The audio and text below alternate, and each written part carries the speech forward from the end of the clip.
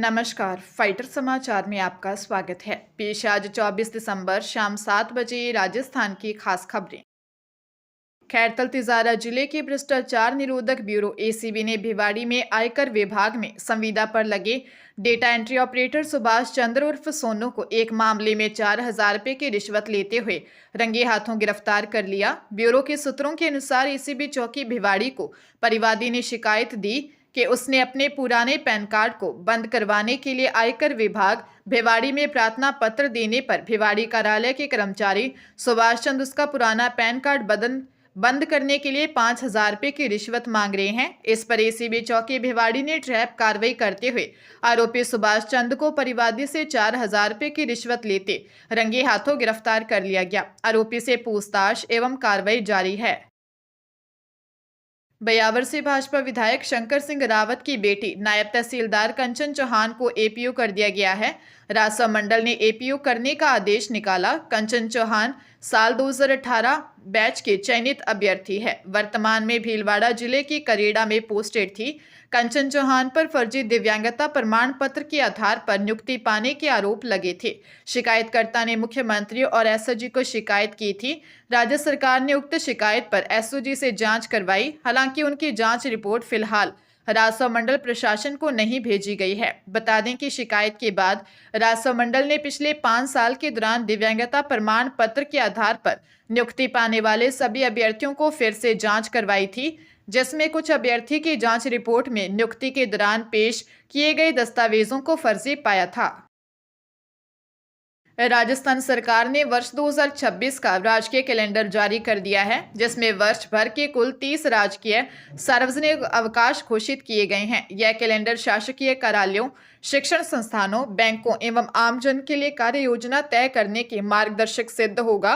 Calendar के अनुसार वर्ष 2026 में प्रमुख सार्वजनिक अवकाशों में 26 जनवरी को गणतंत्र दिवस, 18 फरवरी को महाशिवरात्रि, 4 मार्च को होली, 26 मार्च को रामनवमी, 2 अप्रैल को महावीर जयंती, 4 मई को बुद्ध पूर्णिमा, 21 अप्रैल को ईद उल फितर, 15 अगस्त को स्वतंत्रता दिवस, 14 अगस्त को जन्माष्टमी, 2 अक्टूबर को गांधी जयंती, 20 अक्टूबर को दशहरा, 9 नवंबर को दीपावली, 10 नवंबर को गोवर्धन पूजा, 11 नवंबर को भैया दूज, 24 नवंबर को गुरु नानक जयंती तथा 25 दिसंबर को क्रिसमस सहित अन्य अधिसूचित अवकाश शामिल हैं। धौलपुर जिले के बसई डांग थाना क्षेत्र में 7 क्यारी के पास पुलिस और बदमाशों के बीच मुठभेड़ हुई। इस मुठभेड़ में 50,000 रुपए के इनामी बदमाश अजीत ठाकुर को गोली लग गई। उसे जिला अस्पताल में भर्ती करवाया है। साइबर सेल प्रभारी नरेंद्र सिंह और कांस्टेबल श्रीपाल को बसई डांग में 7 क्यारी के पास कुछ बदमाश होने की सूचना मिली थी। सूचना पर साइबर सेल के साथ डीएसटी प्रभारी घनश्याम सिंह, निहालगंज थाना एवं बसई डांग थाना पुलिस ने घेराबंदी की।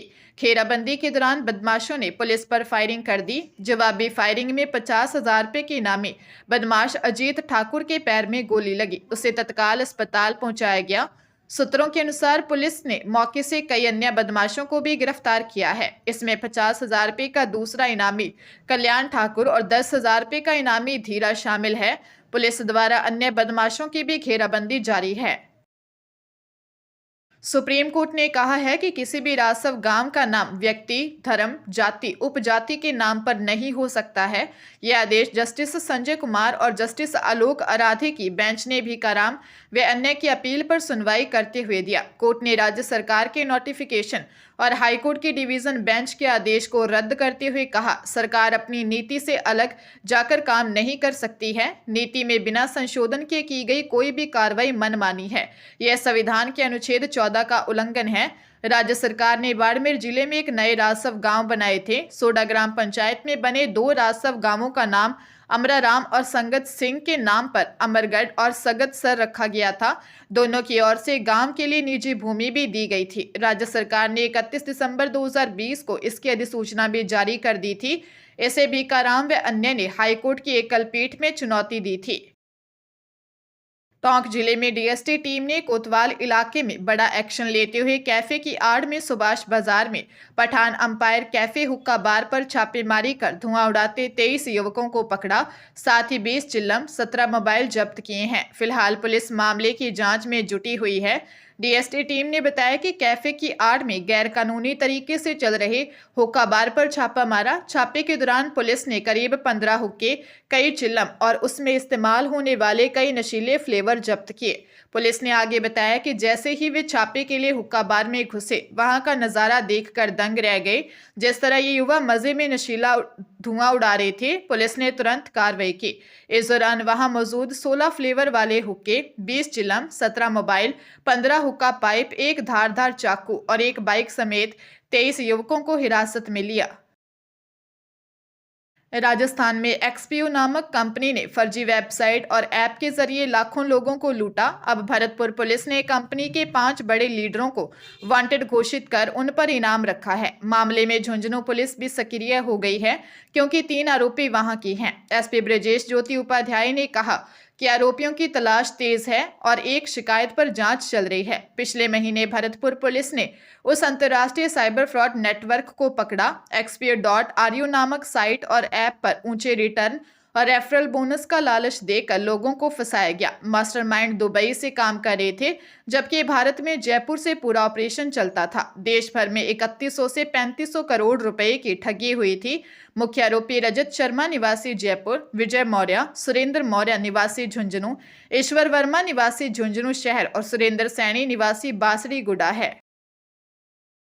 हरियाणा के रेवाड़ी में एडीजे डॉक्टर सुनीता ग्रोवर की कोर्ट ने 2 भाइयों की हत्या के मामले में 2 दोषियों दिनेश और देवेंद्र उर्फ ढिल्लू को उम्र कैद की सजा सुनाई है। साथ ही दोनों पर 26-26 हजार रुपये का जुर्माना भी लगाया है।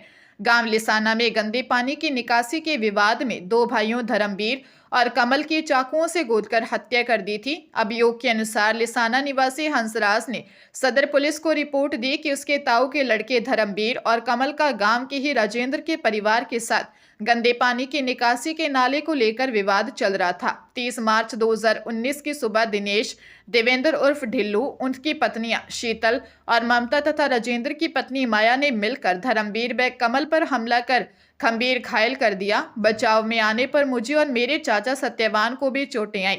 अस्पताल पहुंचने पर डॉक्टरों ने धर्मवीर और कमल को मृत घोषित कर दिया। वित्त मंत्रालय ने वित्तीय सेवा विभाग ने साल 2026 से बैंकिंग सेक्टर की परीक्षाओं के क्रम में बदलाव किया है। विभाग ने आदेश दिया है कि अब ऑफिसर्स रैंक की परीक्षाएं पहले होंगी, इसके बाद क्लर्क लेवल की परीक्षाएं होंगी। अब तक state bank of India, SBI और आईबीपीएस में पहले क्लर्क और बाद में ऑफिसर्स की परीक्षाएं होती थी। ऐसे में कई उम्मीदवार दोनों परीक्षाओं में पास हो जाते थे और बाद में क्लर्क पद छोड़कर ऑफिसर बन जाते थे। इससे बैंकों में क्लर्क पदों पर बैकलॉग बन जाता था। इसी समस्या को दूर करने के लिए यह बदलाव किया गया है। हर साल बैंकिंग परीक्षाओं में करीब 50 लाख उम्मीदवार शामिल होते हैं। ये सभी परीक्षाएं सार्वजनिक क्षेत्र के बैंकों में भर्ती के लिए होती हैं। बाड़मेर जिले में नगर परिषद में खुल रही फर्जीवाड़े की परतें चुका रही हैं। कानून और प्रशासनिक कार्रवाई से बेखौफ होकर नगर परिषद अधिकारियों, कर्मचारियों और दलालों की गैंग ने मिलकर बाड़मेर शहर व आसपास के इलाकों में 630 से ज्यादा ऐसे पट्टे जारी कर दिए गए जो नगर परिषद से डिस्पैच ही नहीं हुए हैं, यानी अलग से रजिस्टर बनाया और फर्जीवाड़ा कर नियम विरुद्ध पट्टे जारी किए गए। इसके लिए दलाल से लेकर परिषद के अधिकारियों ने मलाई खाई और करोड़ों रुपए का फर्जीवाड़ा किया। विधायक डॉक्टर प्रियंका चौधरी ने 1 साल पहले विधानसभा में मामला उठाया था। कई बार शिकायतें हुई, लेकिन 1 साल बाद भी इस फर्जीवाड़े की एफआईआर तक नहीं हुई है। वही आयुक्त श्रवण सिंह राजावत का कहना है कि 20 सीरीज के पट्टे हमने खारिज कर दिए हैं। इसकी सूचना स्वायत्त शासन विभाग को भेज दी है। सरकार स्तर पर अगर कोई निर्देश मिलेंगे तो एफआईआर भी दर्ज करवाएंगे। डीग जिले में साइबर अपराधियों के खिलाफ चलाए जा रहे ऑपरेशन एंटीवायरस के तहत कैथवाड़ा पुलिस ने बड़ी कामयाबी हासिल की है। एसपी ओम प्रकाश मीणा के निर्देशन में पुलिस टीम ने 5 शातिर साइबर ठगों को दबोचकर उनके कब्जे से ठगी में इस्तेमाल होने वाले मोबाइल और फर्जी सिम कार्ड बरामद किए हैं। ये ठग सोशल मीडिया के प्लेटफॉर्म जैसे फेसबुक और व्हाट्सएप पर लोगों को अपना परिचय बताकर मैसेज करते थे, फिर पुराने पैसे लौटाने के बहाने उनसे ऑनलाइन ठगी करते थे। इतना ही नहीं, आजकल युवाओं के बीच फेमस ड्रीम 11 पर विनिंग टीम देने का झांसा देकर भी ये लोगों को अपने जाल में फंसाते थे और उनसे मोटी रकम ऐंठ लेते थे। पुलिस यह पता लगा रही है कि इन आरोपियों को फर्जी सिम कहां से सप्लाई किए जाते थे और ये किस तरह बैंक खातों से पैसे निकालते थे। पुलिस को उम्मीद है कि पूछताछ में अंतर्राज्यीय स्तर के कई और बड़े खुलासे हो सकते हैं।